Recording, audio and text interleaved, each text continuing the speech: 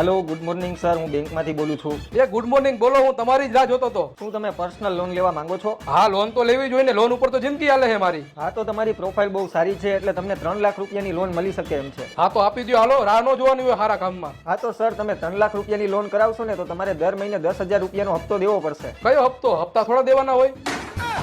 Sir, તમે loan લ્યો હો તો તમારે હપ્તો તો દેવો જ પડે ને. હા તો લોન નો દિયો, મેં તમને ક્યાં કીધું કે લોન દિયો? એમનેમ થોડી લોન મળે, હપ્તો તો દેવો પડે ને તો જ લોન મળે. જો ભાઈ હપ્તો શું કહેવાય મને ખબર નથી, લોન દેવી હોય તો દિયો. અરે સર, તમે લકી હો કે તમને લોન મળે છે, બાકી અમે બધાયને લોન નથી આપતા. તો બધાને લોન આપો, મેં તમને ક્યાં ના પાડી? અરે સર, તમે બહુ સારા માણસ હો ને એટલે અમારી બેંક તમને લોન આપે છે. પણ તમને એટલો મારી ઉપર ભરોસો છે તો લોન મને આપી દો ને. નહીં હું કઈ બૂચ મારું પણ હપ્તા નહીં ભરું. હપ્તા વગર લોન ન મળે તો કઈ ગીરવે મેકો. હવે મારી પાસે કાંઈ નથી, જે મારી પાસે હતું એ મેં ગીરવે મૂકી દીધું છે. તો સર તમને લોન નહીં મળે. તો તમારા ડોક્યુમેન્ટ ઉપર લોન મને કરાવી દો. એમ નો હાલે સર, તમારી કઈક વસ્તુ રહીને